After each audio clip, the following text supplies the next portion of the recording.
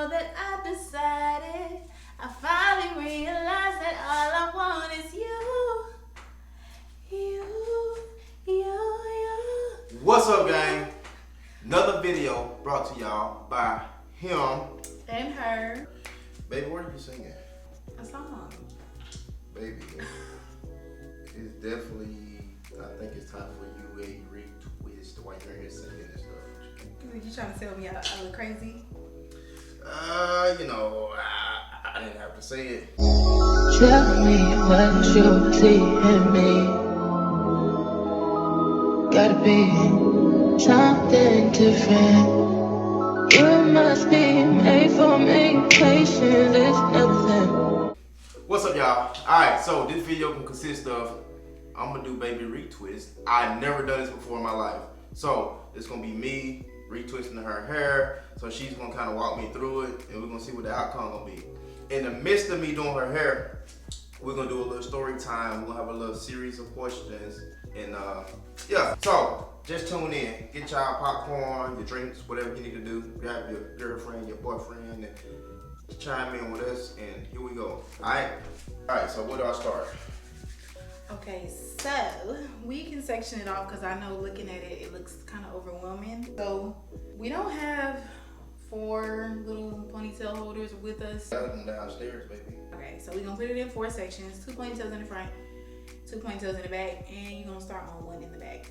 That's a cute little hairstyle. All right, I'm gonna go run and grab those ponytails. Y'all, my locks have grown so much. Like, I'm so proud of them. I want to say I'm going on, this is my 3rd year. I believe I'm going on my 4th year. Because, child, when I say my locks used to be like by my ear, baby ain't had no hang time. Like, barely anything.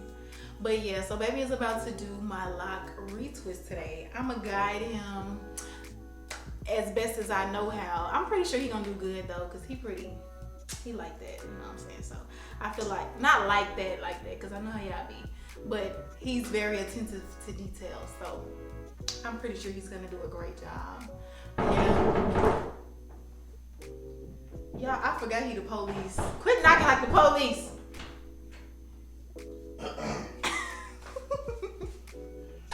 Got a disturbance call over here. Really? What's going on? I would like a lawyer, please. You don't have those rights.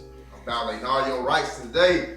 Mm-hmm. We got our little chungles, or I don't know what else you would call them, but on my Mexican side, they call these chungles. So we're gonna take 1 chungo, and baby, we're gonna section it into 4. Help me do that.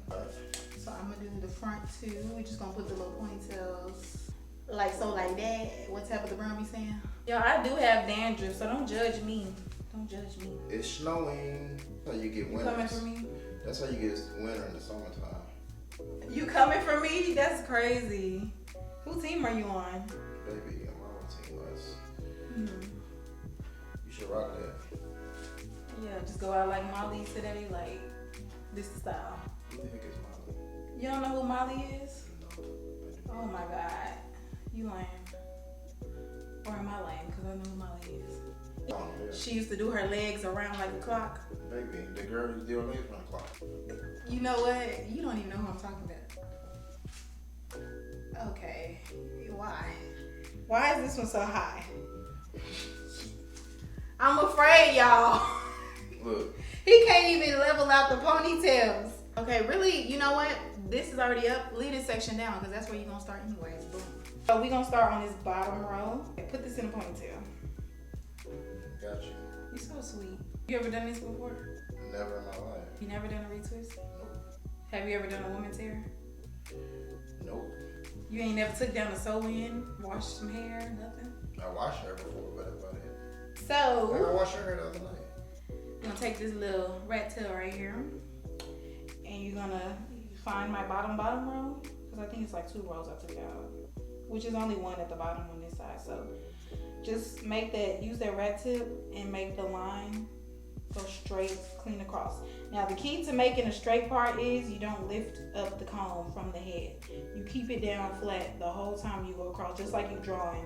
So if you're drawing on a paper and you lift the comb up, you're gonna have a blank space right there. Another thing you can do too before you part, yeah, I'm tripping. Put the product on there because once you make the part, it'll keep the hair in place. So go ahead and just put the product, not on my lock, put it on the base. Baby, I know that much. And don't be scared. Don't put too much, but put enough to make it look sleek like a new hairstyle.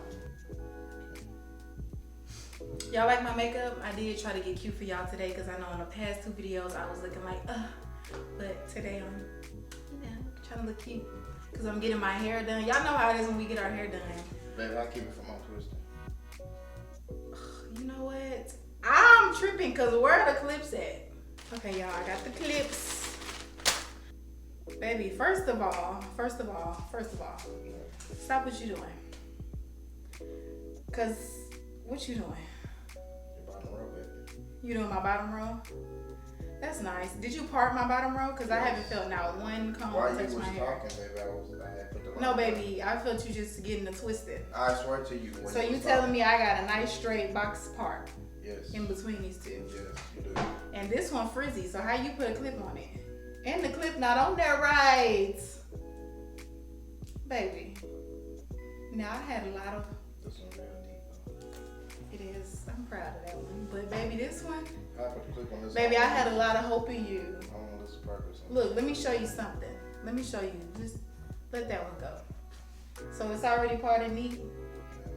So we're gonna take about that much product. Not too little, not too much. So you see how shiny and smooth all the hair looks? I'm putting all that product on there.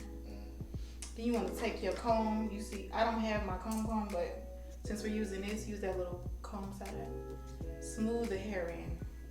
If you see little hairs like this that's snagged and not straight across, can you fix that part right there? But so after you part it, comb it, get it smooth, like all the hair is even.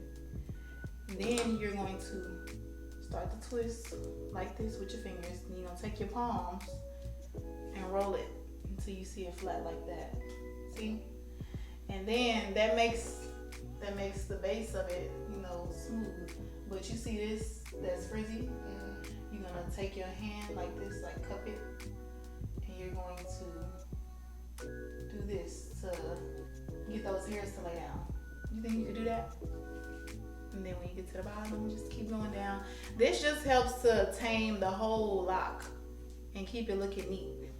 Like so, like that. Then you're gonna take your clip and you're going to place. Don't put the clip back here where that little space is, because you see it's moving. Put the clip on the clippy part.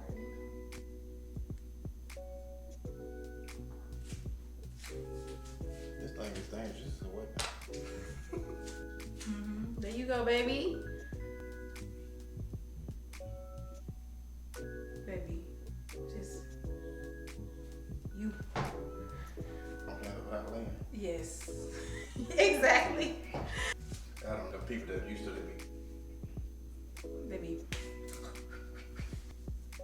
Yeah, there you go. Somehow it still feels loose with you doing all that twisting. Make sure every twist is the same way you start. So I started this one this way. So, No, you twisting down, twist up.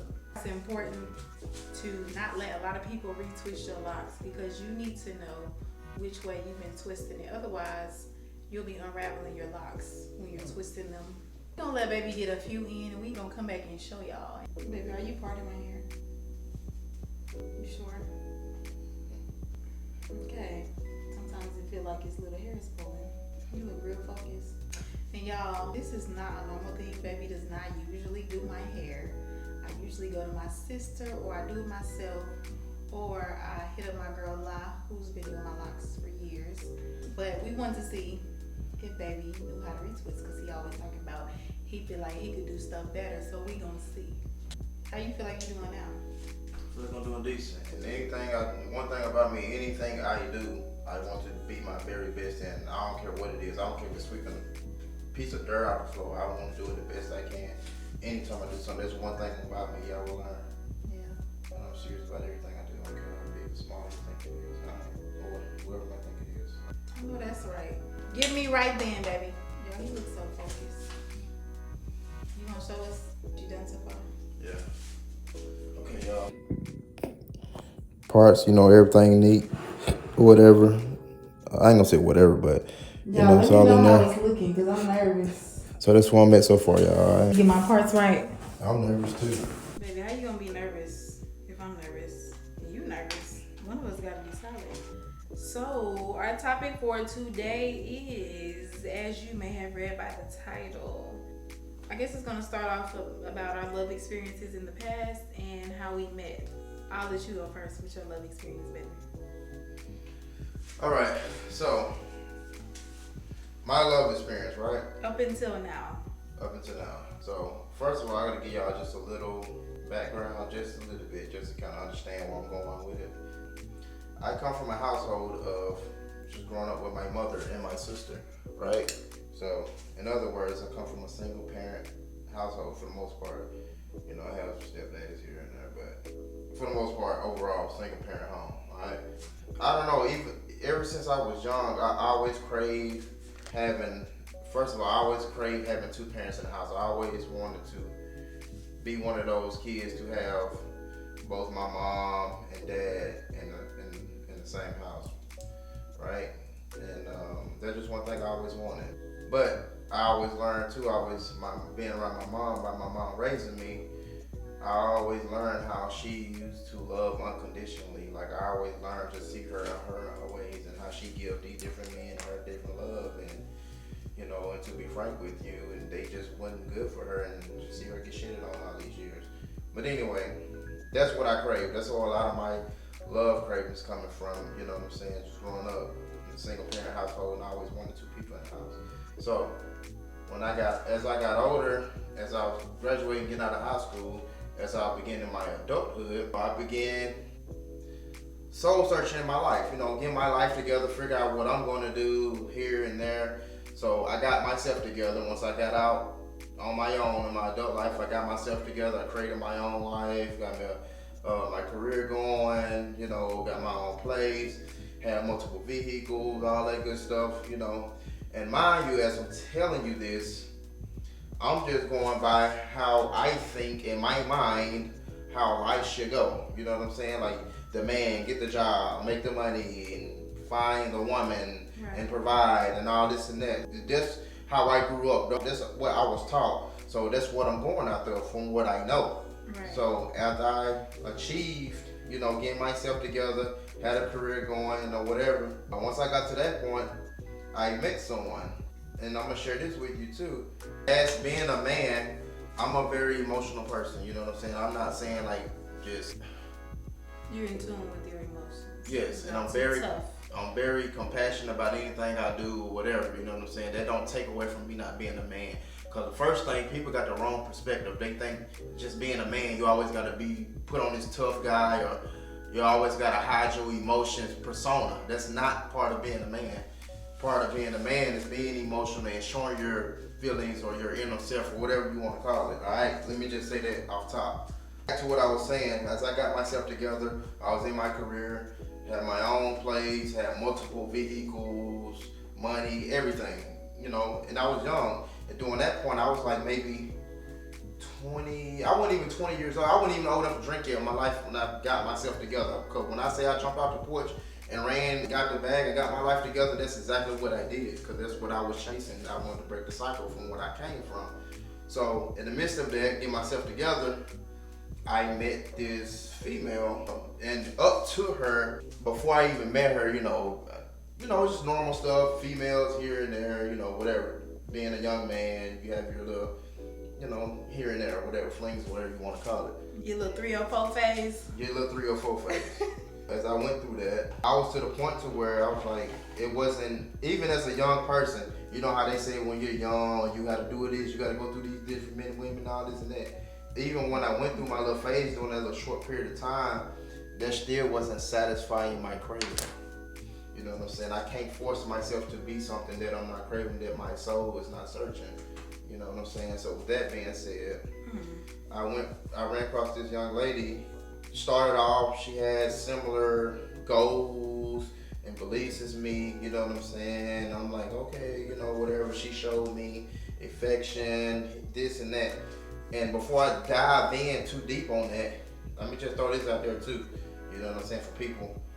The same way you got somebody is the same way you will potentially lose them, all right?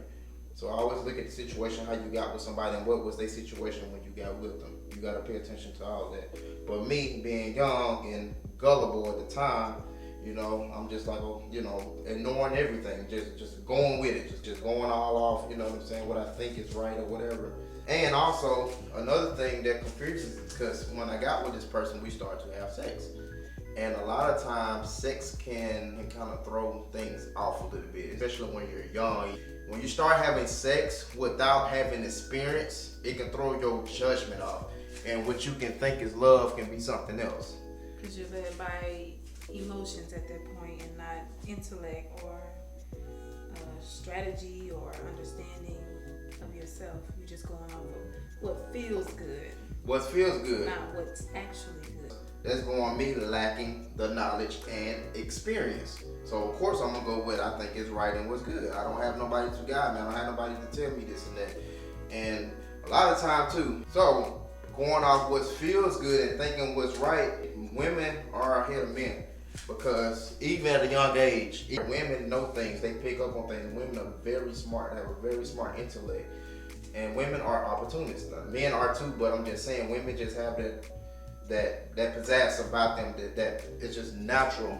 It comes to them. They have that, you know, just smarts and wits and right. They're smarter than men. All right, I'm just gonna say that. Say what y'all want to say. Most women, because some of y'all naturally. Yeah, naturally. Cause you know, off top, we come from women, the most beautiful creatures on earth, the most. I can go on and on that, but I'm just trying to stay on topic here. Anyway, I was gullible at the time, and this person I was with, they saw it like, okay, they saw an opportunity. I'm young, making money, I got all this access to me, and at the time, this person had a baby. She had a child at the time, so she's definitely seen an opportunity. And at the time, I didn't look at the situation to where she was still staying with her mom too. So I didn't look at none of that. You know what I'm saying? And this person don't have nothing going on.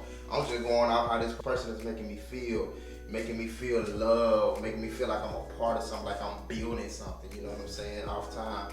In the course of that sex, you know, and everything in between time. I'm not to dive too deep into it in detail. My first love experience, honestly, it was mainly based off of lust. After a while, after I learned, okay? And, you know, just going off of what I think is right. You know what I'm saying? Like, people paint this picture when you get your life together, you meet somebody, you get with them, have babies, this and that. That's supposed to be the definition, or you made it. Your life is complete. You know what I'm saying? Right. So years later with this person, I got real comfortable. I got so comfortable to the point to where, okay, this life, I go to work, come home, make the money. But in the midst of that, I was ignoring a lot of signs, okay? A lot of signs, a lot of flags, a lot of red flags. But I'm just thinking in my head, like, things will get better. I'm hoping it'll get better and things like that. But when you continue to get signs over and over again, you should ignore or go against. Because that's the universe, that's God telling you, like, hey, move around, this person is not for you. You know what I'm saying? But when you lack that knowledge and understanding and experience, like me, you're going to go through that. So, overall, that was my first love experience. Okay. So do you feel like you had good judgment in your past with picking love partners? Or do you feel like you have good judgment now? Honestly, like I was just, in contrary to what I was saying, from my 20s up to now, I had poor judgment. But just because of the lack of experience and at the same time trying to satisfy my craving, satisfy my soul, what I'm craving, you know, was meant for me. And a lot of my judgment was off, it was cloudy. My judgment was horrible up to this point. Okay. So what does love mean to you now? So now, love means the same thing that it meant to me when I first began to try to understand it, but I lack the knowledge. It's unconditional. It's without hate, without jealousy, without envy. Love is serenity. Love is peace. Love is energy. Love is power. And that's what love means to me. Okay. And I can go on and on and on with that, but oh yeah, no. Loyalty. Loyalty is a big piece and a big part for me. So you feel like you have good judgment now, being that you went through, you know, bad experiences in your past with picking love partners? You feel like you have better judgment? Most definitely.